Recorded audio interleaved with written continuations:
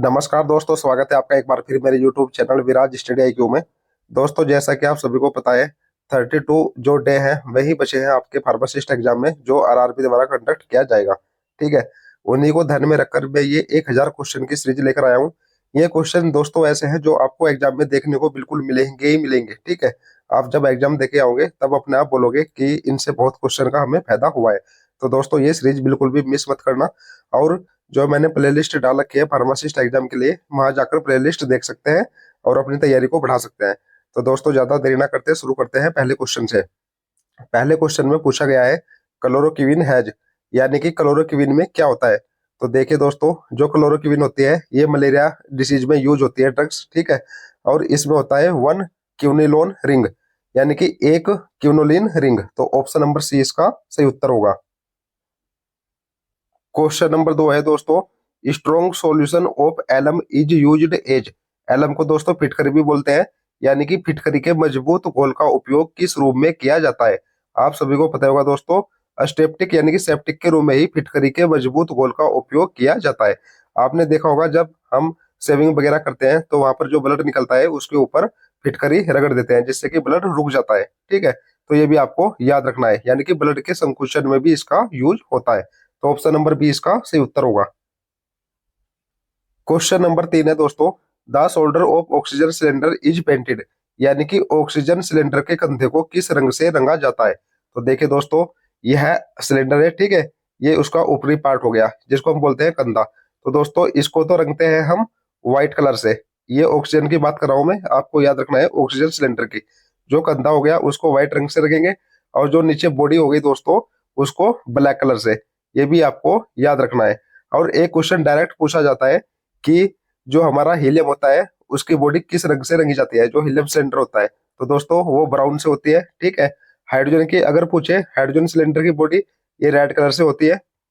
ठीक है, और जो नाइट्रोजन की बॉडी होगी दोस्तों वो होती है ग्रे कलर से। ये भी आपको याद रखना है। तो दोस्तों, इस क्वेश्चन का सही उत्तर होगा option number C. Question number 4 है दोस्तों, mannitol and sodium chloride injection is used as electrolyte replenisher कम, यानी कि मैनिटोल और सोडियम क्लोराइड इंजेक्शन का उपयोग इलेक्ट्रोलाइट रिप्लेनिशर के रूप में किया जाता है। तो दोस्तों, आप सभी को पता होगा मैनिटोल और सोडियम क्लोराइड इंजेक्शन का यूज किया जाता है इलेक्ट्रोलाइट के रूप में मूत्रवर्धक में, यानी कि डाईयूरेटिक में। तो ऑप्शन नंबर डी इसका सही उत्तर होगा। क्वेश्चन नंबर 5 है दोस्तों, रोइंटजेन इज द, यानी कि रोइंटजेन कौन सा है। तो दोस्तों, जो रोइंटजेन होता है वो होता है एक्सपोजर की इकाई, यानी कि यूनिट ऑफ एक्सपोजर। तो ऑप्शन नंबर डी इसका सही उत्तर होगा। क्वेश्चन नंबर 6 है दोस्तों, an example of quenching vapour used in the Geiger Muller counter is, यानी कि गीजर मुलर काउंटर में इस्तेमाल की जाने वाली समन वाष्प का एक उदाहरण है। तो दोस्तों, इसका सही उत्तर है क्लोरीन, यानी कि ऑप्शन नंबर सी इसका सही उत्तर होगा। क्वेश्चन नंबर 7 है दोस्तों, identification test for acetate performed by heating sample solution with equal quantity of oxalic acid, presence of acetate is detected by, यानी कि एसीटेट के लिए पहचान परीक्षण ऑक्सैलिक एसिड की समान मात्रा के साथ नमूना समाधान को गर्म करके किया जाता है। एसीटेट की उपस्थिति का पता किसके द्वारा लगाया जाता है। तो देखिए दोस्तों, एसीटेट की उपस्थिति का पता जब लगता है जब एक विशिष्ट गंध बनती है, यानी कि ऑप्शन नंबर डी इसका सही उत्तर होगा। क्वेश्चन नंबर 8 है, a drug which increase the secretion of saliva is, एक दवा जो लार के स्राव को बढ़ाती है। ठीक है, जो सलाइवा होती है हमारे माउथ में होती है, तो वह जो इसके स्राव को या सिक्रेट को बढ़ाती है उस दवा को क्या बोलते हैं। तो दोस्तों, उस दवा का नाम है सिया लोगोग, यानी कि ऑप्शन नंबर सी इसका सही उत्तर होगा। क्वेश्चन नंबर 9 है दोस्तों, विच of the following is a rich source of vitamin, निम्न में से कौन सा विटामिन का समृद्ध स्रोत है। तो देखिए दोस्तों, इनमें से विटामिन का जो समृद्ध यानी कि रिच सोर्स है वह होता है सार्क लिवर ऑयल, यानी कि ऑप्शन नंबर डी इसका सही उत्तर होगा। और इससे विटामिन ए और डी हमें प्राप्त होते हैं, ये भी आपको याद रखना है। क्वेश्चन नंबर 10 है दोस्तों, विटामिन B3 रेफर टू, यानी कि विटामिन B3 किससे संबंधित है। तो विटामिन B3 का नाम है दोस्तों नियासिन, यानी कि ऑप्शन नंबर बी इसका सही उत्तर होगा। दोस्तों, बात करें हम विटामिन की, तो विटामिन दोस्तों दो प्रकार का होता है। ठीक है, एक तो होता है दोस्तों जल में घुलनशील, यानी कि वाटर में घुलनशील, और एक होता है दोस्तों वसा, यानी कि लिपिड या फैट में घुलनशील। जो जल में घुलनशील होते हैं वह विटामिन बी कॉम्प्लेक्स और विटामिन सी होता है, जबकि वसा में घुलनशील विटामिन होते हैं ए, डी, ई और के। ये भी आपको याद रखना है। विटामिन बी कॉम्प्लेक्स से ही बी3 पूछा गया था, जिसका केमिकल नेम है नियासिन। अगर हम विटामिन बी1 की बात करें तो इसका हो गया थाइमिन, विटामिन बी2 का हो गया राइबोफ्लोविन, और विटामिन बी7 या विटामिन एच बोलते हैं जिसको, इसका हो गया बायोटीन, और विटामिन बी12 का हो गया साइनोकोबालामिन। वही बात करें विटामिन सी की तो इसको एस्कोर्बिक एसिड बोलते हैं, और इसकी खोज करी थी होलकट ने। ये भी आपको याद रखना है। क्वेश्चन नंबर 11 है दोस्तों, in first year of cultivation digitalis bear leaf, यानी कि खेती के पहले वर्ष में डिजिटलिस में क्या पत्तियां होती है? तो दोस्तों इसका नाम है रोसेट टाइप की पत्तियां होती हैं। ठीक है, जो पहले वर्ष खेती की जाती है डिजिटलिस की, तो उसमें पत्तियां जो ली होती है उनका क्या वो रहता है, मतलब परिवर्तन, तो होते हैं दोस्तों रोसेट के रूप में। ऑप्शन नंबर डी इसका सही उत्तर होगा। क्वेश्चन नंबर 12 है दोस्तों, rauwolfia root are collected from years old plant, यानी कि रोल्फिया की जड़ें कितने वर्ष पुराने पौधों से एकत्र की जाती है? तो दोस्तों 3 से 4 वर्ष के जो पुराने पौधे होते हैं उनसे ही रोल्फिया की जड़ें एकत्रित या प्राप्त की जाती है। तो ऑप्शन नंबर बी इसका सही उत्तर होगा। क्वेश्चन नंबर 13 है, which of the following is an example of non heterocyclic alkaloid, निम्नलिखित में से कौन गैर विषम चक्रीय एल्कोलाइड का उदाहरण है? तो दोस्तों इसका सही उत्तर है कोल्चिसिन, यानी कि ऑप्शन नंबर सी इसका सही उत्तर होगा।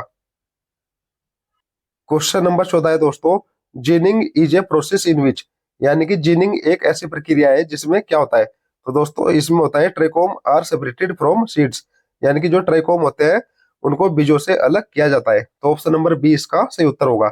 ये बहुत ही इंपॉर्टेंट क्वेश्चन है। क्वेश्चन नंबर 15 है, cascara has which type of park, यानी कि कैस्केरा में किस प्रकार की छाल पाई जाती है? तो दोस्तों इसमें जो छाल पाई जाती है वह होती है चैनल युक्त, यानी कि चैनल्ड। तो ऑप्शन नंबर सी इसका सही उत्तर होगा। क्वेश्चन नंबर 16 है, castor seeds belong to which family, जो अरंडी के बीज होते हैं जिनको कैस्टर सीड बोलते हैं किस परिवार से संबंधित होते हैं? तो दोस्तों ये होते हैं यूफोरबिएसी, यानी कि ऑप्शन नंबर सी इसका सही उत्तर होगा। क्वेश्चन नंबर 17 है, which of the following drug act as antispasmodic, निम्न में से कौन सी दवा एंटी स्पास्मोडिक के रूप में कार्य करती है? तो दोस्तों इनमें से जो हाइयोसाइमस होती है वही एंटी स्पास्मोडिक के रूप में कार्य करती है। तो ऑप्शन नंबर सी इसका सही उत्तर होगा। क्वेश्चन नंबर 18 है, the chemical constituent of lemon oil is, यानी कि नींबू के तेल का रासायनिक घटक क्या है? तो दोस्तों जो नींबू के तेल में रासायनिक घटक या केमिकल कॉन्स्टिट्यूएंट होता है वह होता है लिमोनेन, यानी कि ऑप्शन नंबर बी इसका सही उत्तर होगा। क्वेश्चन नंबर 19 है, presence of plasmodesmata character feature of which drug, यानी कि प्लाज्मो जो डेस्मेटा होता है उसकी उपस्थिति किस दवा की विशेषता है? तो दोस्तों प्लाज्मो डेस्मेटा की उपस्थिति होती है नक्स ओमिका ड्रग्स की विशेषता, यानी कि ऑप्शन नंबर डी इसका सही उत्तर होगा। क्वेश्चन नंबर 20 है, number of asymmetric carbon atom in glucose is, glucose में असमित कार्बन परमाणु की संख्या कितनी होती है? तो देखिए दोस्तों जो ग्लूकोज में असमित यानी कि एसिमेट्रिक कार्बन आइटम होते हैं उनकी संख्या होती है 4। ऑप्शन नंबर डी इसका सही उत्तर होगा। क्वेश्चन नंबर 21 है दोस्तों, direction to the dispenser are contain in, यानी कि डिस्पेंसर के लिए दिशा निर्देश किस में निहित होते हैं? तो देखिए दोस्तों ये सभी प्रिस्क्रिप्शन के पार्ट है, और इनमें जो डिस्पेंसर के लिए डायरेक्शन होती है वह होती है सब्सक्रिप्शन में, यानी कि ऑप्शन नंबर सी इसका सही उत्तर होगा। बाकी भी आपको याद करने हैं, ठीक है।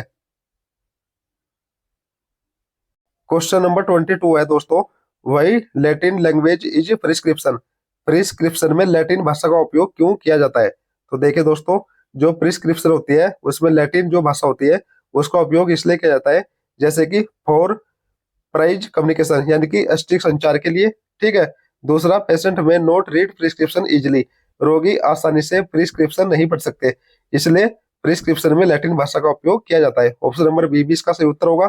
तीसरा ऑप्शन है widely understood language in medical professional, यानी कि चिकित्सा पेशावरों में व्यापक रूप से समझे जाने वाली भाषा, ये भी इसका सही उत्तर होगा।